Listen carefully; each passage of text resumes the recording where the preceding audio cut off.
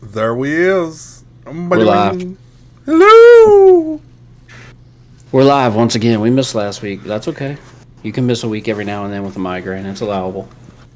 You know what I mean? Absolutely. Absolutely. How you feeling today? Toot and lootly. Well, it's my first Saturday back to work. How'd that go? It's all right, I guess. Hmm. I kind of missed the Monday through Friday, but Really? yeah. You missed work until fucking midnight? No, I don't miss that. I miss I would like the 9 to 6 Monday through Friday, but we're baby steps. I hear you there. Ideally, I'd like 7:30 to 4:30, but Hey, wouldn't we all? Wouldn't we all? Here Like we 7:30 are. to 4:30? Golly, what a schedule that would be. Honestly, I just like to go back to being a stay-at-home dad. Well, you can't do that. Work on my golf game, you know. Now we're talking. Yeah. Just a year, just 1 year, just see how good I could get in a year. I'd like to know. Yeah. I think I could be good.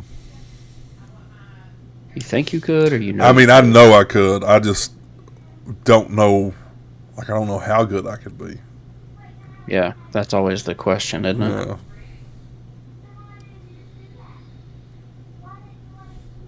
It's not so much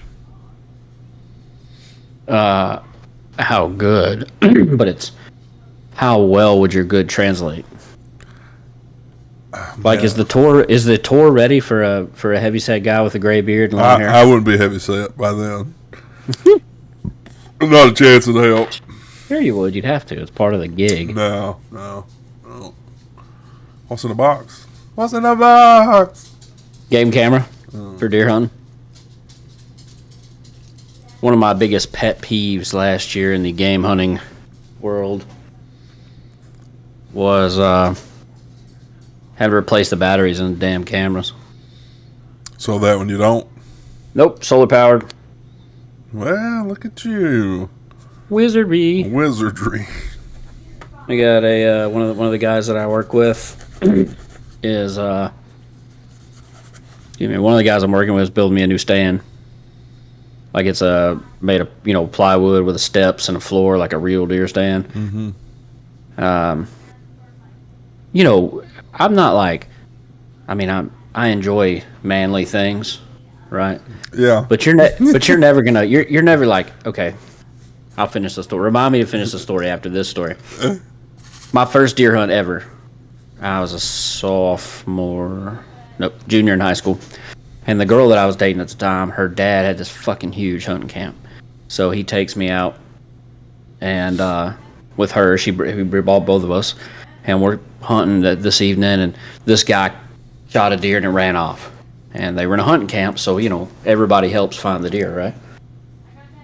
We're looking, we're walking, we're spread out, we're combing the field. We get to the edge of the woods, and the guy who killed the deer throws his hands up in the air, which they taught me beforehand means everybody stop moving. I see the deer. So this motherfucker throws his hands up in the air, and I'm thinking, oh, thank God this is over. He's found the deer. And I see him slowly reach in his pocket, pull his knife out, open his knife up, turns it around fucking Rambo style, and this son of a bitch leaps into a fucking thicket with a live deer that was crippled and killed it in hand-to-hand combat. Okay? Not me. Is that a little too manly for you? Is that just yeah. step over the line? If the deer doesn't like flop, I'm gonna look for it. But if I find it and it's fighting back, I'm gonna shoot it again. I don't give a shit how close we are. My guy was trying to save the meat, and that's why I hunt is for deer meat. But I'm not going in there with a knife to fight a deer. He saved it. Yeah, he did. He got all the meat. Okay, so back to my original story. Amber says hello, guys. Or hi, guys, rather. Sorry. Yeah, Biscuit did too. Biscuit and Amber in the chats. At least we have two people. That's right. And so it was at that point last year. My hunting stand that I had was one of those. It's called a Rhino Blind 360, like a cloth stand. It sits on the ground, and it's camouflaged all the way around, but it has camo mesh and it has that mesh where if you look at it from the outside, it's camouflage, but on the inside, I can see out of it. Right. And it's got little windows that drop down, you shoot out of. Cool. It did the job effectively. It was more than big enough for 2 people. Jen hunted with me several times. None of the kids ever came out, but Jen hunted with me a lot. And so I was good with that until the point last year where I got a picture of a big fucking bobcat on my game cam. And it was at that point that I realized quickly that I wasn't okay inside of a piece of cloth. Because if I'm not jumping in the woods with my knife after a deer, I'm definitely not fist fighting a bobcat. I'm pretty sure they're scared of us. I don't think they'd come around you. But maybe they are. Yeah. But I've also seen a guy fall in water that couldn't swim and make it to the shore. You know what I mean? So just because bobcats in general are scared of us doesn't mean that one's not. And so you getting up off the ground? Is that what you're saying? Yeah, and it's in a box. You know, bobcats can climb, right? You know. Yeah, but it's a physical plywood box. Like you would have to open the door to get in there with. Oh, it's gonna have a door. Okay. There's one thing all bobcats can't do, which is open doors, effectively. So the chances are never zero. I just want you to know that the chances are never zero. Just like golf is a mental game, so is life. I feel like my chances are better when the bobcat has to open a door compared to when it can just walk in this fucking piece of cloth with me from behind. You're right, for sure. Anyway. You'll probably be safe. That's why I'm getting a new stand. Chances are never zero, though, but I figure you'll be safe. No, but they're less than 1 at that point. It's like 0.6% or some shit. I can promise you that. You might get some raccoon. They can open with their... First of all, let me tell you, the raccoons and I have a phenomenal relationship. Oh, you just leave them some food? Well, they eat all my corn. Oh, yeah, them little sons of bitches. I still want one. Yeah, they're cool. Very badly. No problem with them. I got no problem with coons. They're fun to watch. If there's no deer there, they give you something to watch. They come down out of the tree. Yes, raccoons. Raccoons are very nice. Yeah, last year they came down. It was a family of 5. The mom, dad, and 3 little babies that were, little babies. That was fun to watch for sure. I enjoyed watching the raccoons. Well, that was your first Saturday back. You good with it? Yeah, for now. You did get to play golf. I did. Thursday. I did. Me and Andy. We both played golf Thursday. We both played golf Thursday. Yeah, Andy and I went to Diamond Links and played. It was really nice. Diamond Links. Countless we played there. We did. Hey, on the par 3, number 10, did y'all go up in the treehouse or did y'all play from the whites again? The whites were up in their level, but they weren't. It wasn't on the treehouse. No, I think that's the tips, more than likely. No doubt. I mean, you think that thing's still safe? Been there for a long time. Shit, I don't know. It's like anything else, you're taking a chance. I mean, that's why I don't play from the tips. Yeah. Tree houses. It'd be fun, though. I'm definitely not in my game enough to play from the I can tell you, when we played there that day, had those guys not been behind us, I'd have played that hole from the tips. We had these 2 old women Thursday right up our ass. And after 10, we hit our tee shots on 11. We just let them play through. And, man, they had to be probably 65, 70 years old. And they out there just fucking whopping it every which way. But they hit it good. Yeah. And they played super fast. I bet you they finished their round in 2 hours. There used to be this guy who, I guess he's retired military, who played in the VGA. Mm-hmm. There's a big old huge, 6'5" black fella, and he was a super cool guy. And he, every game, every round, every time, he had on a hat that it was 3 words, red. The first word was red, the next one was white, and the next one was blue, and the whole hat was white. It said, "Play bad fast." Play bad fast. Yep. He was like, he lived it. He was like a 27 handicap, but that was his claim to fame, is that, I may suck at golf, but I ain't gonna hold nobody up, That was really funny. Play bad fast. I think I'm gonna try to go to the driving range in the morning. Yeah. Yeah, I don't know if I'll play, but I definitely want to go to the driving range. We're going to mom and dad's tomorrow. We got the guy who's building the stand for me.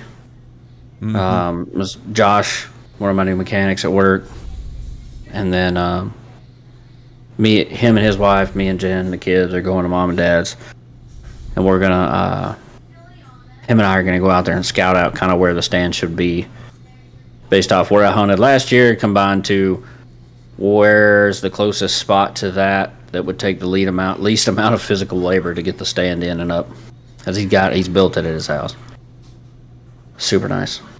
You gonna be able to haul it in your truck? No, we got side by side. He'll put it on a trailer to get his mom and dad's, and then we'll side by side the trailer out there. Oh, okay. Yeah, I got you. Our side by side does not have rat nests in it. Well, that's nice. Let you know. Yours is also probably not as old as mine. Nowhere near it, actually.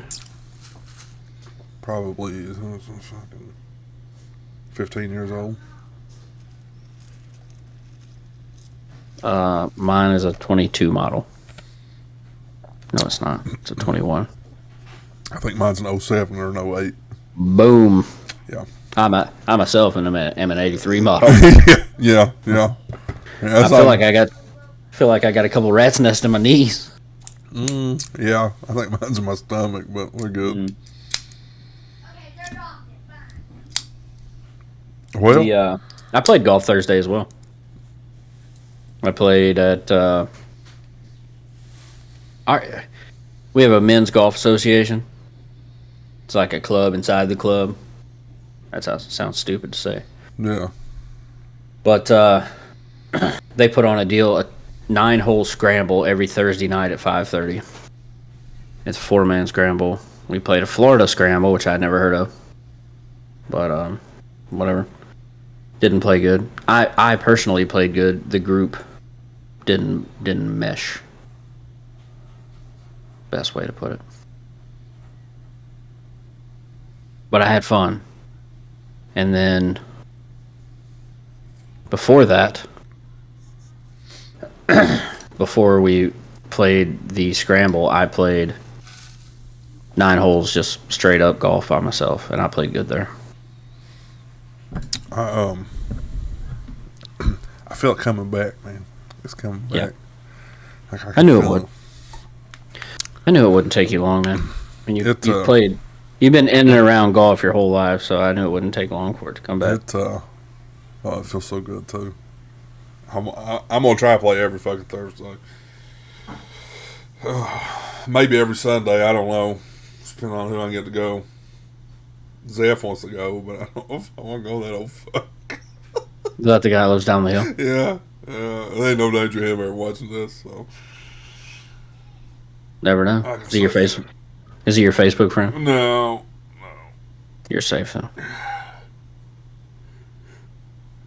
I did share. I figured since we have officially currently retired from face of World of Warcraft, and it would bore my typical friend base a lot less than normal, then I would go ahead and share it on my Facebook page. Honestly, bro, Facebook's for old fucks. It is, no doubt. Yeah. But I did put the precursor on there every time that I shared it. It was like, don't show up if your feelings get hurt easy. Sometimes we get a little carried away. And, for sure. May offend. So, if you fall in the offend easy category and you're listening, you probably shouldn't be here. We do have several viewers on my side. Only one's talking, which is Mosquito. Of course. Speaking of Mosquito. Speaking of Mosquito. The man, the myth, the legend, Mosquito. I think it was, I'm pretty sure. I could be wrong. Oh, Joe just said, what up? Him and Amber eating dinner and watching. I'm pretty sure it was you. Was it you? that sent me the Richmond, north of Richmond deal? Brother, yes. Okay. But you didn't listen to it, motherfucker. You didn't listen to it when I said to you.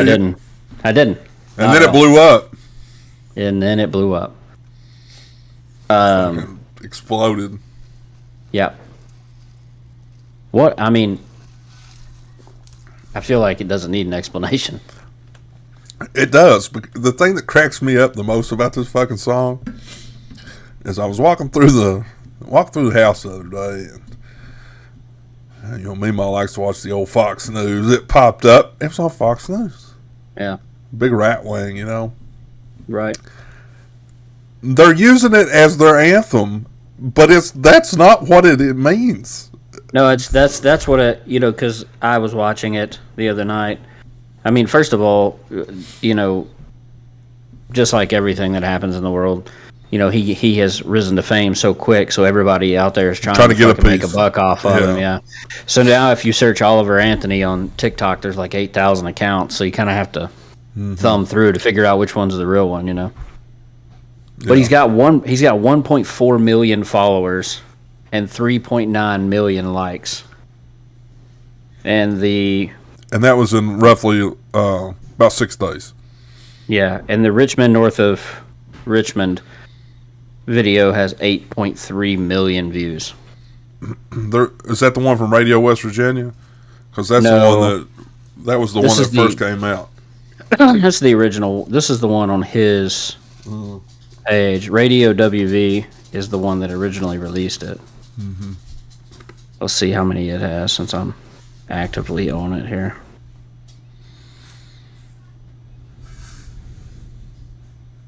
Yeah, it's only got 3.2 million views.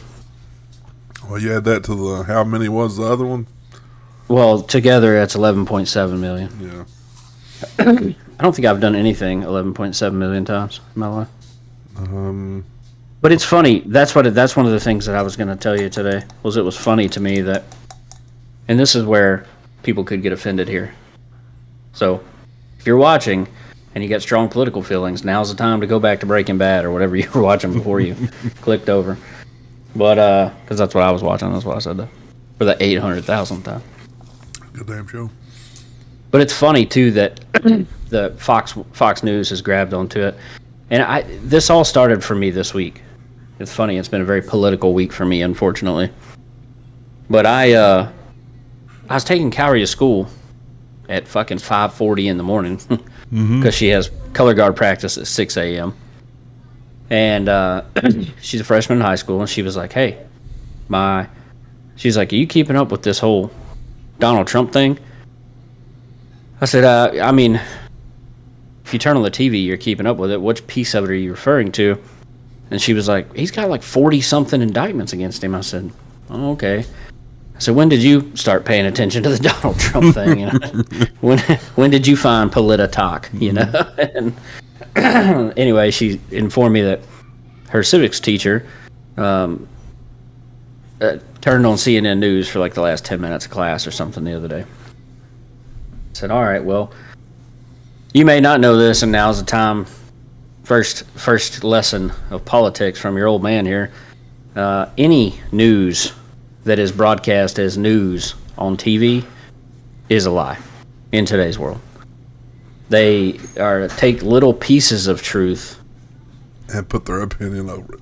And put their own story on it, which is their opinion, and then they broadcast that, right? It's like the movie The Sound of Freedom. I was gonna say it's like the movie The Anchorman. You know, when he realizes that bad news is what sells. Well, it's like have you heard of the movie Sound of Freedom? Yeah. Jim Caviezel. That guy, yeah. So that story is about a guy who is I think he's like an FBI agent or something, and his specific task is focusing on child trafficking, right?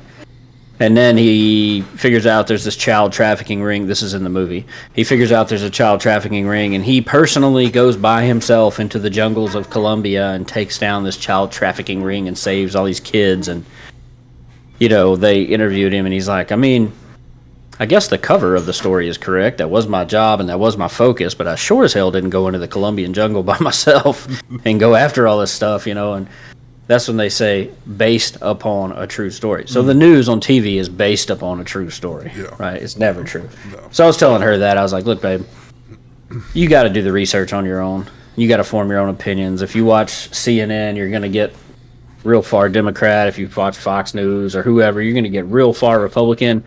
And you got to fall somewhere in the middle. If you start getting extremist with anything in life, it's not going to work out well. So then she says, have you heard of Oliver Anthony? And I was like, yeah. I mean, Ian sent me a TikTok. Big redheaded guy with a red beard, like tall, skinny biscuit. And way better looking and voice like an angel. Yeah, I've heard of him. that guy. Yeah. So I was like, let's listen to the song. I said, have you heard it? She was like, yeah, I listened to it. All right, well, I'm gonna turn it on. So I turned it on. We listened to it, and I was like, man, what a home run.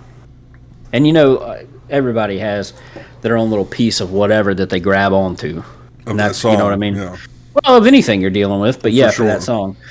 But for me, what it was that the song isn't, and this is the funny part because Fox News took it as their anthem, right? Yeah. But the song very clearly doesn't say vote for Trump because he's the guy. No, if anything, it's fuck you, politicians. Yeah. That's Democrat, Republican. I got to. That's right. He's saying that the politicians, every single fucking one of them, in Washington D.C. If you didn't know, that's the city. That's north of Richmond. Yes. Yeah. The rich men. And they're fucking us all day, every day. I mean, hardcore. Yep. Hand gestures. That's it. And man, how aggravating. And you know this, right? Like we go through life knowing this. And like Fox News is for the blue collar people. Man, fuck you, Fox News. Yeah. Fuck you. Yeah. Fuck Fox all News. Fuck you, CNN. Fuck you, Fox News. MSNBC. Well, here's the thing too. It's like just like everything. I remember a while back, and I could probably find it if I wanted to, but you may remember it as well. Somebody posted something in our Discord that was a chart. Yeah, every year. Of the news networks and which one is far left, which one's far right, and which one's right in the middle. Hey, guess what? A motherfucker with political views made that chart too. Oh, I'm sure. Yeah. It's not no fucking AI generated fucking news savior chart. You know what I mean?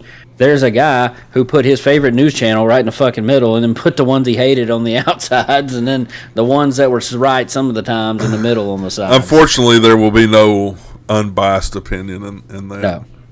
No, there's never until ChatGPT. Well, no, you can't even. ChatGPT is programmed by humans. Yeah. So it's always going to have that error of, ChatGPT is pretty good, though. I fucking love it. Yeah, it's a good time. It's amazing. It's a cool program. But the best part is all these people fucking getting butt hurt. Yeah. I've seen on here saying that he's punching down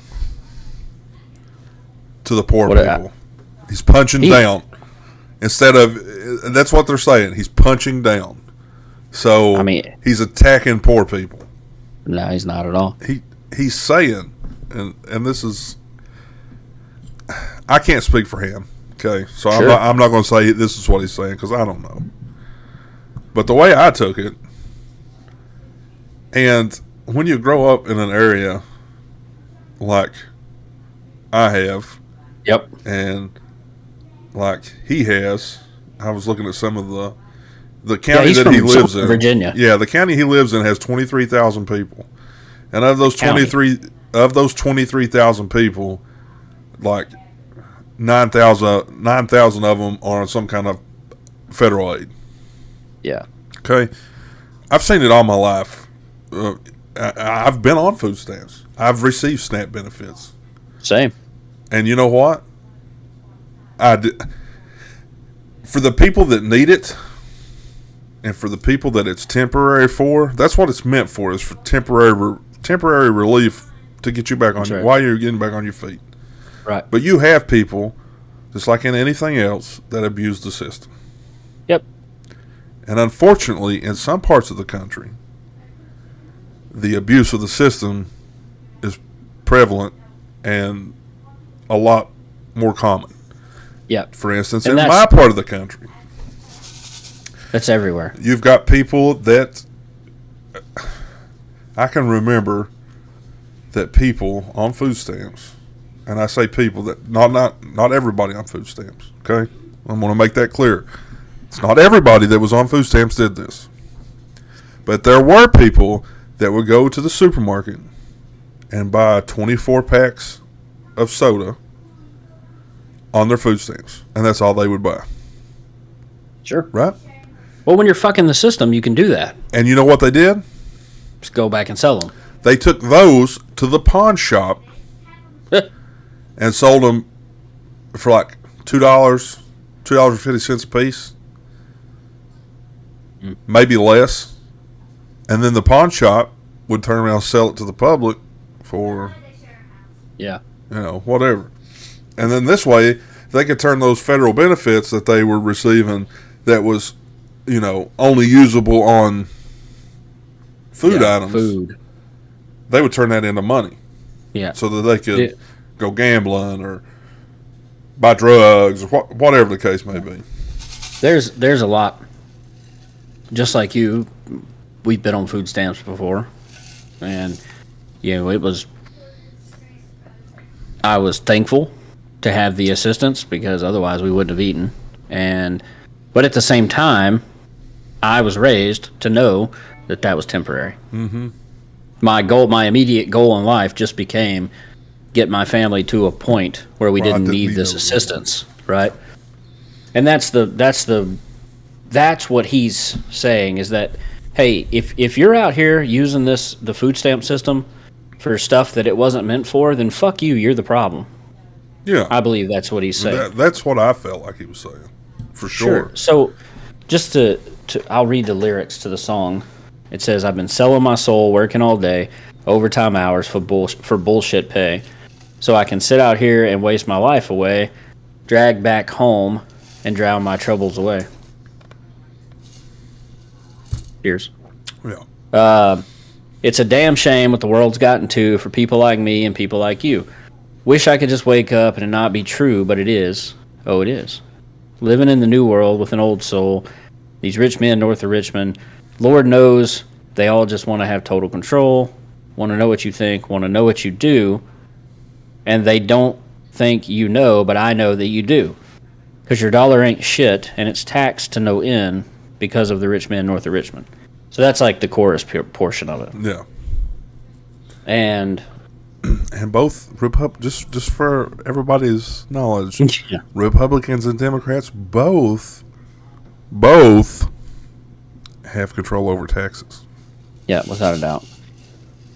So then he goes into the part of the song. He says, I wish politicians, this is the part that really, I think this is the part right here, this next 3 or 4 lines that really flung the song to the forefront of the world. So I didn't know if he was talking about like miners, like coal miners, or miners like kids. But I'm assuming it's the kids. According to the official lyrics, it's miners as in coal miners, M-I-N-E-R-S. Really? Yep. But he's talking about miners, M-I-N-O-R-S. Oh, yeah. There's no doubt about that. Okay. That was the swing and hit home run. There's no coal miners on an island somewhere being fucked by politicians. Yeah. So Jeffrey Epstein much? What? Yeah, he says, I wish politicians would look out for miners and not just miners on an island somewhere. Lord, we got folks in the street ain't got nothing to eat, and the obese milking welfare.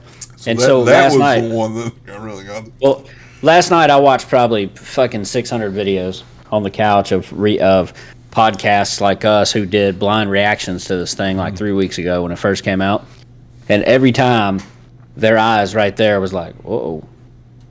Like, our podcast is on a list now just because we listen to this, Mm-hmm. And then the next line, like, every one of them was like, oh, shit, So he says, well, God, if you're 5'3" and 300 pounds, taxes ought not pay for your bags of fudge round. I mean... The only thought I have to him there is he should have said boxes. He should have said taxes ought not pay for your fucking fudge rounds. That's what he should have said. I don't know how he feels about cussing, but that's what he said shit. You're right. Yeah. Okay, I promise you, without a shadow of a doubt, unless there's a podcast out there somewhere that focuses on Little Debbie snack cakes, you will not find a podcast where the two hosts enjoy fudge rounds more than you and I. This guy right here, loving the fudge round. We are the fudge round kings. Okay, people that are, and this is not something to be proud of, but it's funny. People around us that have never had fudge rounds before gained 20 pounds after they met us. That's right. We're sorry, Biscuit. Biscuit's mom, if you're watching, we apologize that he's now louder on the third floor of your home. Okay, because of us. But boy, did he nail it there. And that's what you were saying. And it's the same thing with, our Snap card here in Louisiana. It's fucking like that bitch might as well have LED lights on it. It's so bright. You're gonna know who got it. Yeah. Ours has the American flag on it. Just so you know. Of course it does. Yeah.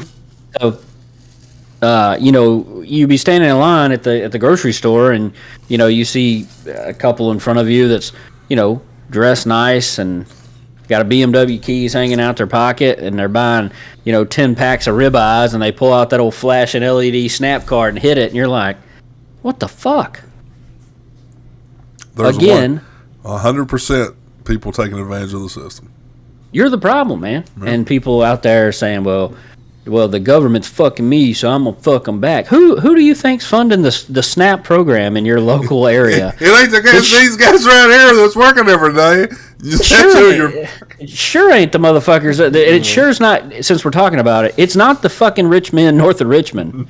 I promise you that. Yeah. And I mean, okay, technically they are funding your program. They're fucking keep hitting the plus sign on our tax bill, which funds the program. So I guess. And I promise you, they're getting their little. They're scraping a little bit of off the top out of every one of them. No doubt. Y'all ever seen that Scrooge McDuck swimming in the gold? Mm-hmm. That's all them motherfuckers. Every one of them. That's a fucking meme, isn't it? If it ain't, it needs to be. I'm pretty sure it's a meme. I think I've used it before. I'm pretty sure I have. Without a doubt. Without a shadow of a doubt. Excuse me. So anyway, that's what he's getting at. He's not saying that all obese people are milking welfare. Obese people are, and that's the problem. That's another problem in today's world. When you say something out loud, people instantly assume that you're blanketing every single person. I mean, I'm obese. I didn't take offense to that. Fucking legally, I am too. Or medically, I am too. That's what I'm saying. I'm way on my BMI, bro. I am not milking welfare, but government ain't paying for my bags of fudge rounds, but I am for sure. Let me tell you when funding my own fudge round farm. When we were on Snap, I'll never forget, we would go to Walmart, and we would, once a month we'd load up on groceries, right? And that done us for the month. Mm-hmm. And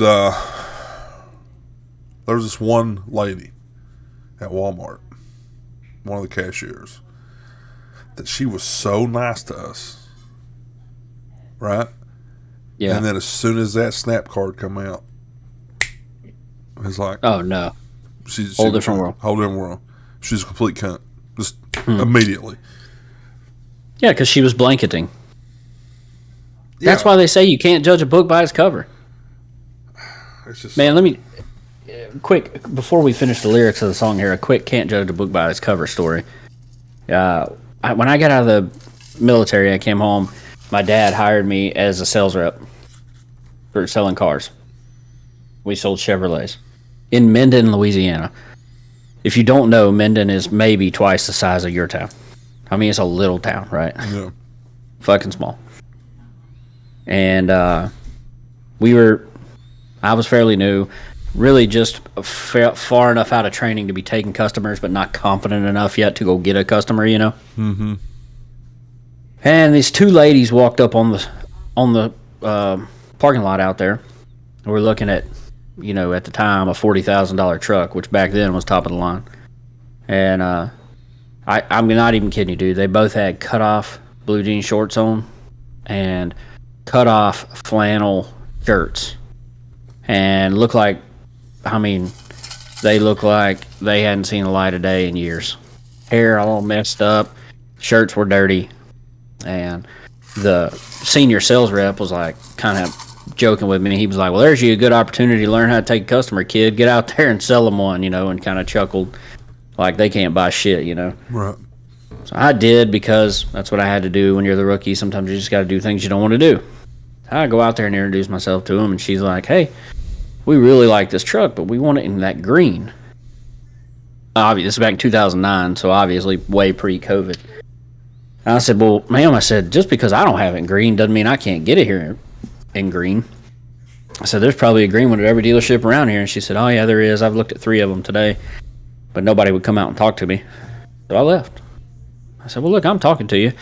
I said, why don't you come back inside and we'll write up some numbers on that green truck for you, and if you want to do it, I'll go get it for you. Okay. So we go inside, we agree on some numbers, and she says, look, my husband's a truck driver. He's going to be home tomorrow or tonight. We're going to come back tomorrow and buy that green truck from you, so go get it. And I said, okay, to go get it, I need a $1,000 deposit. She said, no problem. She pulls $1,000 cash out, $100 bills, gives it to me. So Dad sends me over to get the truck in the morning. I drive it back. Her and her husband show up the next day, that afternoon. Both of them had 810, 815 credit scores. They paid $10,000 down and left with the truck. Yep. I mean, at that point, I had never had a don't judge a book by its cover experience like that right in front of my face before, until that. And at that point, I was like, all right, well, I get it now. I get it. That's dirty, mean, and nasty for me, man. Billy Stacy. Yeah. He was such a. I guess he's still alive. I don't know. He cut grass for a living, and he worked from daylight till dark. And in the wintertime, he would go and just whatever he could find to do. He made his own way, right? And he bought this big old brand spanking new 4-door dually Chevy, fucking huge, the 3500 Duramax, whatever. Mm-hmm. He went and paid cash for that son of a bitch. Yeah. And it was in a brown paper bag. And he just set it up there and said, here's the money. That's the truck I want. The man had looked wild, never had clean clothes on because he's always working. Yeah. Smelled horrible because, again, always working. He honestly worked, Squid, from daylight to dark. The high school that I went to, richest man in that town, one of the richest men in Ruston, Louisiana. You'd never know he was rich. He always had dirty ass blue jeans and a flannel shirt on, because that's what he was, like you said, that's what he was comfortable working in. Yep. Well, you go to his house, totally different story. Yeah, if I can imagine.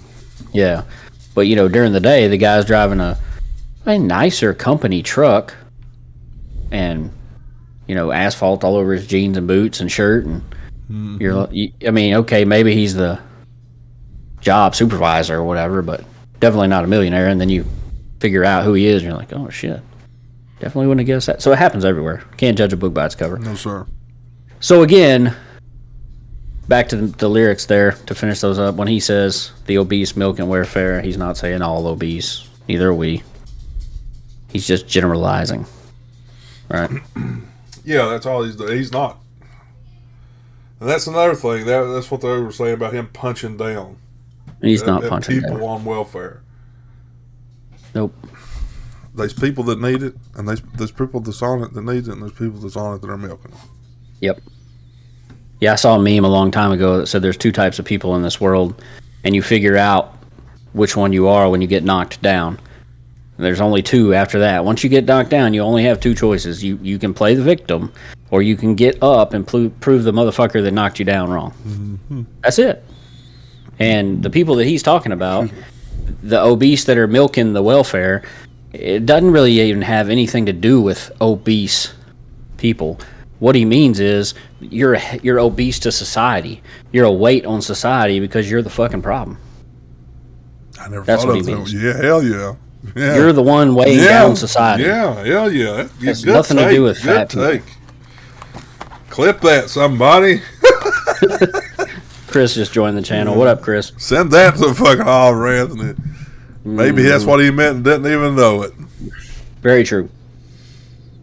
Very true. And then the last line before he goes, well, I guess it's 2 lines. The last 2 lines before he goes back into the chorus to finish the song is, young men are putting themselves 6 feet in the ground because all this damn country does is keep kicking them down. And that one obviously hits home for me, for sure. Mm-hmm. Being a, Navy vet, I was lucky enough to come home, So, but that's what pisses me off about it. It's not that I came home, but that it's Richmond, north of Richmond. And it doesn't matter. Damn, what's the guy's name that's the independent? Bernie Sanders? No, not Bernie. Yeah. Is he? Is he independent, Bernie? I think he's independent. I don't know. It's the only one I know. Ross Perot run as independent back in the 90s. Bernie Sanders. I think he was going to take the Democratic nomination because he knew he couldn't become president. Ross Perot's the only independent that I recall. Anyway. I obviously don't know how to read Wikipedia, or I can find the answer here, but anyway, what I was getting at is it doesn't matter if it's an independent or a Democrat or a Republican or a day one Democrat or a Dianne Feinstein, however you say her damn name. They're the problem. 100% they're the problem. And if you look back at the history of the world and you read anything, the reason that there's no term limits on Senate and Congress is because when the Senate and Congress were invented, it was not a glorious position that you could use to get rich. Oh no. The men that were going to be senators and congressmen were making a sacrifice to do it. They were leaving their families and leaving their farms, most of them at the time, to go to Washington D.C. or Virginia, Arlington, Virginia at the time, obviously for some of them, but they were leaving their whole. They only met like 2 times a year too. Yeah, but they were leaving their whole system. They were abandoning their whole family and support group for the betterment of their country. Mm-hmm. So George Washington and all the other people that were making this shit up were like, okay, we can't put term limits on this because eventually we're going to run out of motherfuckers that care enough about their country to leave their shit and come help us. Right. So once we find a guy who's willing to do that, we should probably latch onto that motherfucker and ride him till he dies. You know what I mean? So, but now that's not the case. I mean, pay attention next time you guys have a election for senator or a congressman seat. Fucking 20 motherfuckers on there. And they know that if they get in and just play ball, they're rich. They're taken care of the rest of their life. Fucking rich. Well, and that's why everybody that's all these senators and congressmen that have been in there for so long. Robert C. Byrd. That's why they don't want to have term limits. Is because they've got all their staffers that are making a ton of money off of them, and they don't want to let that go. Mm. Did you see the clip the other day of Feinstein where they were doing a yay or nay vote? No. And it got to her, and she started fucking spouting off about some shit that wasn't even involved in the meeting. And one of her staffers leans up and puts his mouth right by her ear, and she goes, "Oh, yay," and then sits back. No, but you don't even know where you're at. What do you mean, yay? I try really hard not to watch any news. There's enough going on in my life that I don't need the weight of all the bad shit on my shoulders. I don't watch the news. I watch the politic talk, as they call it. There's just not enough. I can take the news in small 2-minute maximum comedical bursts. That's good about news. all I got. Good news don't sell. You never hear the good stories. Mm-mm. I think that's what draws me to sports so much, is because, especially golf anyway. Yeah. Every time somebody wins, it's a feel-good story. They make it a feel-good story, whether it is or not. They just make it. And it's a happy times. There's certain people they can't make feel good stories out of. Here's to you, Patrick Reed. Yeah, fuck you. Fuck you, P. Reed, you cheating bastard.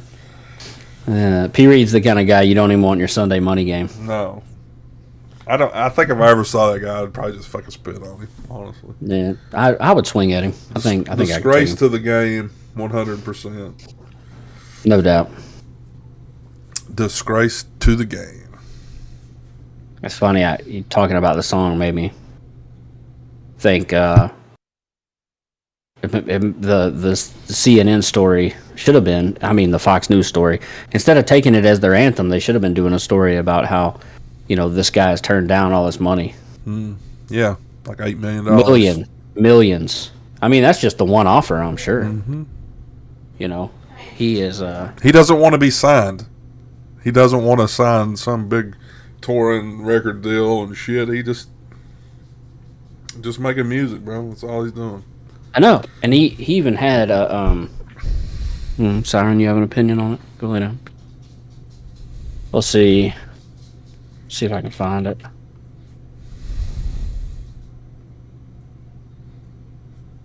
Yeah, this is it. Of course, it's on Fox News. How ironic. He says, whoa,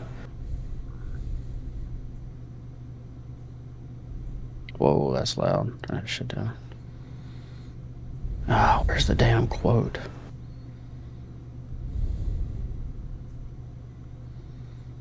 Anyway, one of the things he says is, I've spent all day, every day for the last 10 years hearing the same story. People are so damn tired of being neglected, divided, and manipulated. There's nothing special about me. I'm not even a good musician. He said, I'm not a good musician, and I'm not even a very good person. I've spent the last 5 years struggling with mental health, and my best pill to help with mental health is alcohol. I literally drown my mental health away. I'm sad to see the world in the state it's in, and with everyone fighting with each other, I've spent many nights feeling hopeless that the greatest country on earth is quickly fading away. That being said, I hate the way the internet has divided us all. It's a parasite that infects the minds of humans and has their way with them. Hours wasted, goals forgotten, loved ones sitting in houses with each other, distracted by technology made by the hands of other poor souls in sweatshops in a foreign land.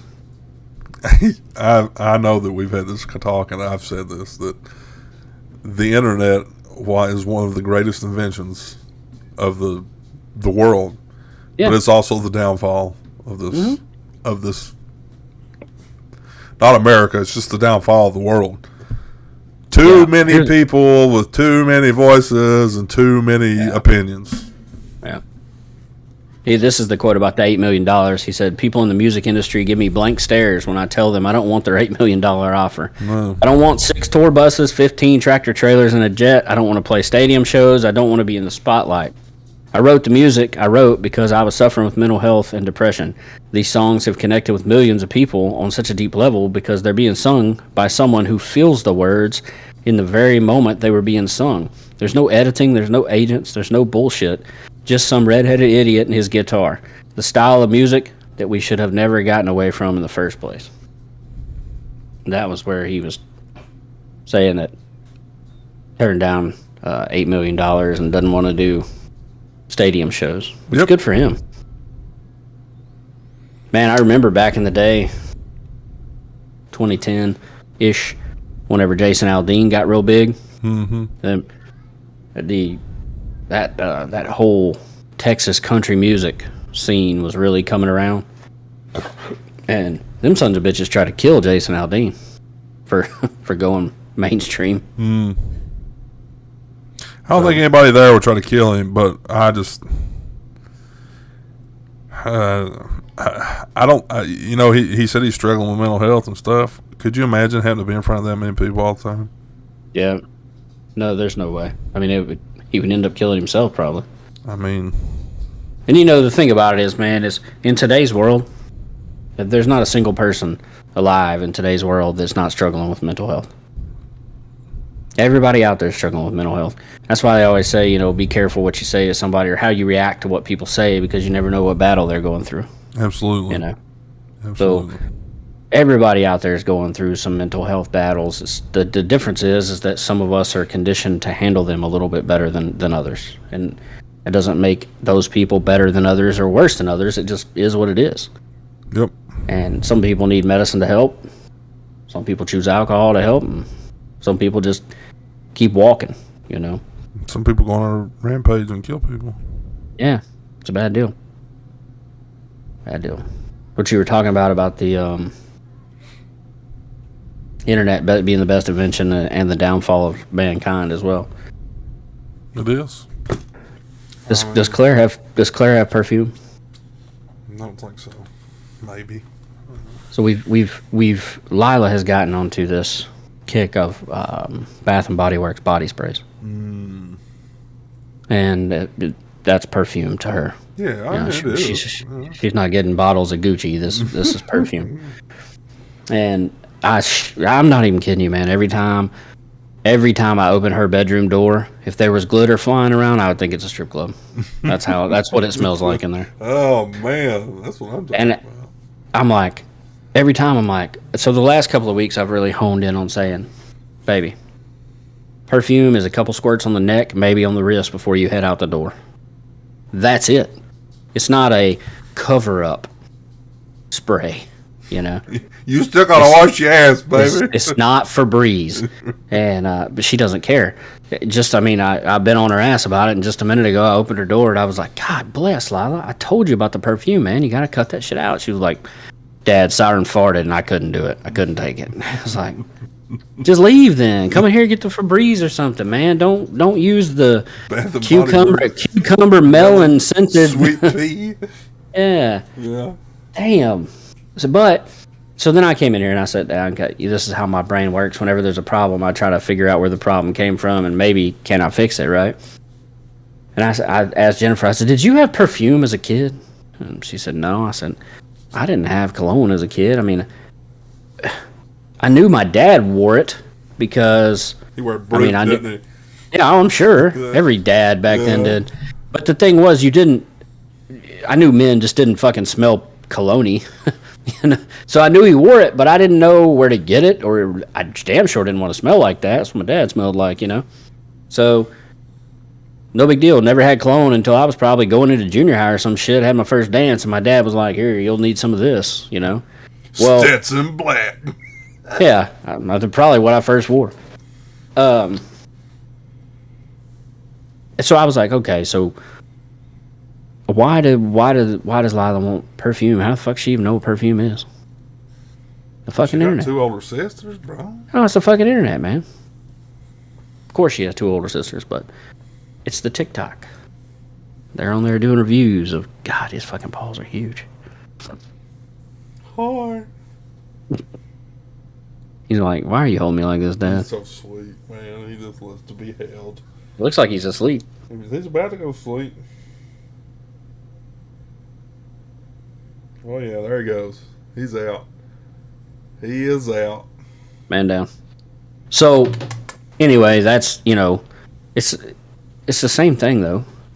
These kids nowadays, their level of what I will call bullshit knowledge is tenfold what ours was at their age. We didn't have access to the shit they did at our fingertips. No. And they damn sure didn't have the word porn in the encyclopedias. No, we didn't know that's what Playboys were called. No. We just knew you got them titty mags. Exactly.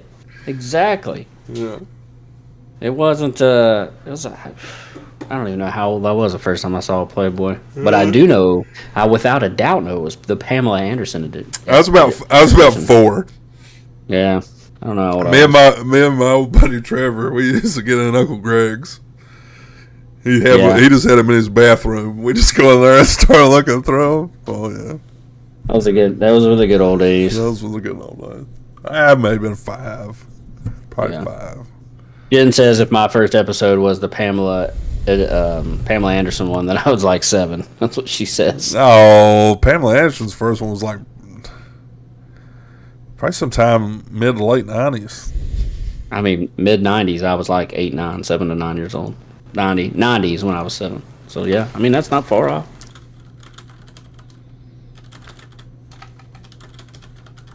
The 1990. 1990. So I was 7. Why does No, she was on the cover in '89. Never mind, October of '89. Yeah, October of '89. So I wasn't even. I must have not seen it the day it came out because I was still 5 then in October of '89. I was almost 6.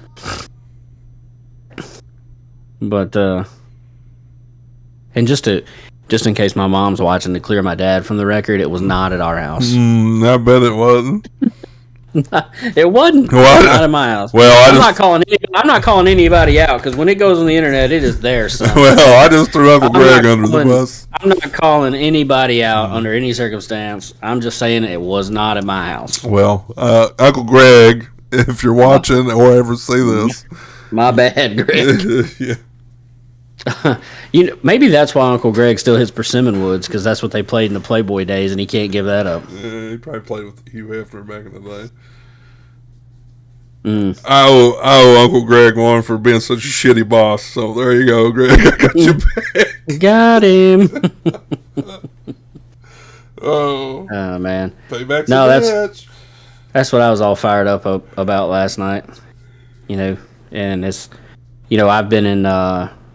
I guess since I learned, I went through several leadership courses in the military, managed a little bit there, and then when I got home, I got out of the military in 2009. I guess I got my first management job outside the military in 2012. So I've been in and around some form of people leadership, sales management, business management for the last 11 years, right? And my form of leadership is what? My form of leadership is wordsmith. Yep. No. My form of leadership is getting people to buy into what we're doing, right? By showing them, how much I care about them as a person.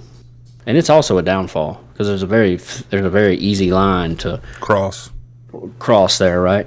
No. So that's my form of leadership. Is I get people. I feel like it's the most effective because the phrase that I tell anybody that'll listen about leadership is people do not care how much you know until they know how much you care, and I'll always believe that.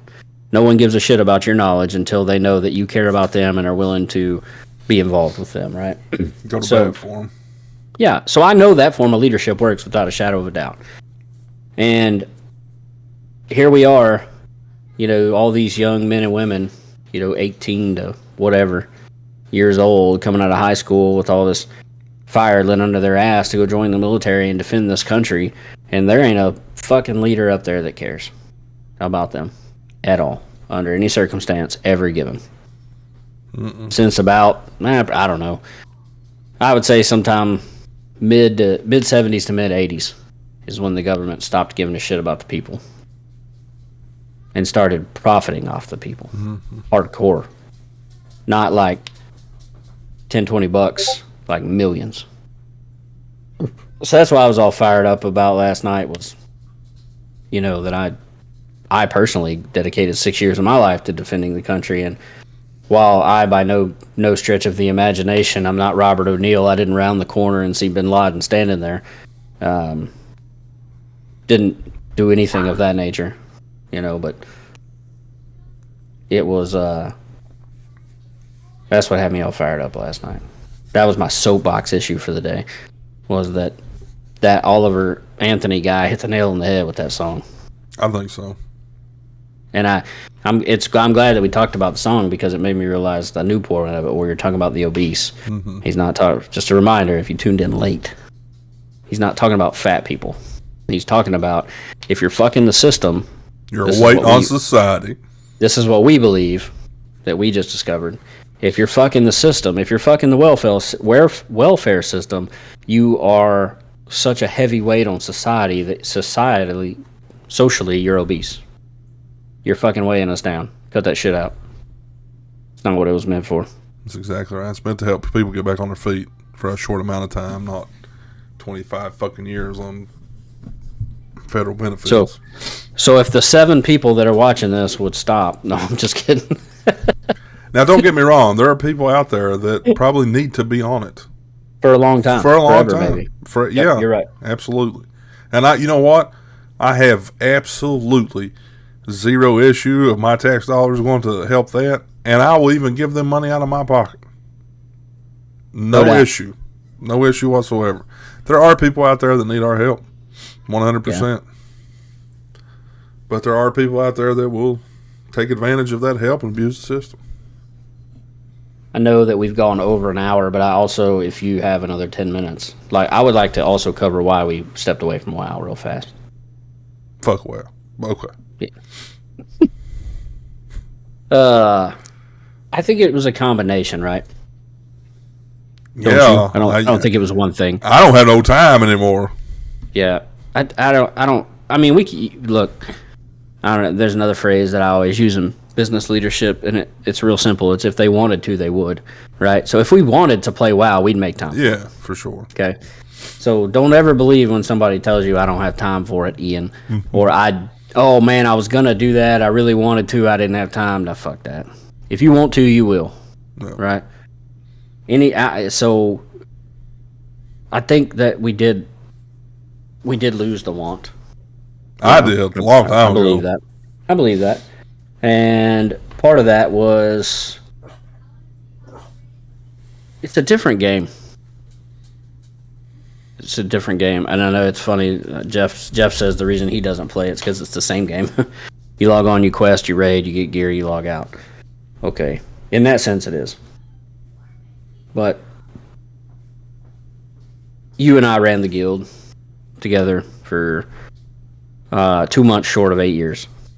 And over that course of that time, we probably had 100 to 150 different members flow through. Maybe. I mean, at one time we were raiding with 30. Yeah. That's why I said 100 to 150. That's possible, I guess.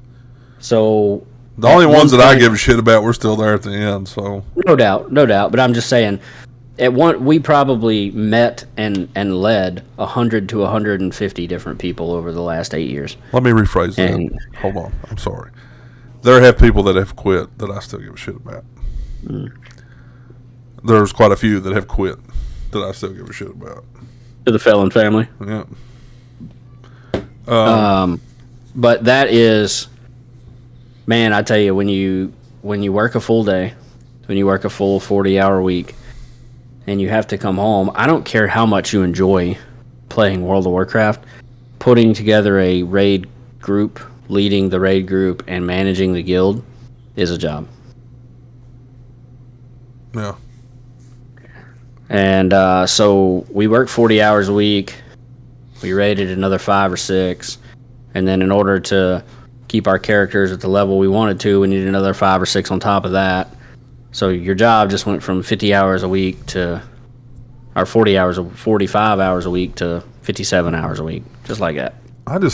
My issue was I just didn't want to sit here any longer. I'm already sitting here for 9. I don't want to sit here another 2.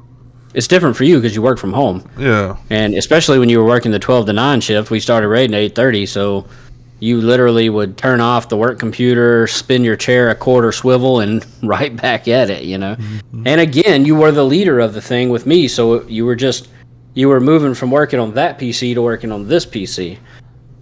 Yeah, it was a game. But anything that you love and you want to put time and effort into, it's going to be work. Golf is work. Yeah. You go out there, you play golf, you sweat your ass off, especially if you're playing down here. You sweat your ass off and you get mad because you're not getting better, and then you go to the range and you put in the work there to swing and sweat, and you want to be better at anything you do. Most of the time. Yeah. I know. Not everybody's that way. No. Some people are okay being mediocre, and that's okay. Sure it is. No doubt. But I think that's where we were at with that, with the World of Warcraft, is we just kind of, I think that was the main thing. There were several other little tiny things amongst the way, but I feel like the main reason that we backed away from the game was just because it became a job.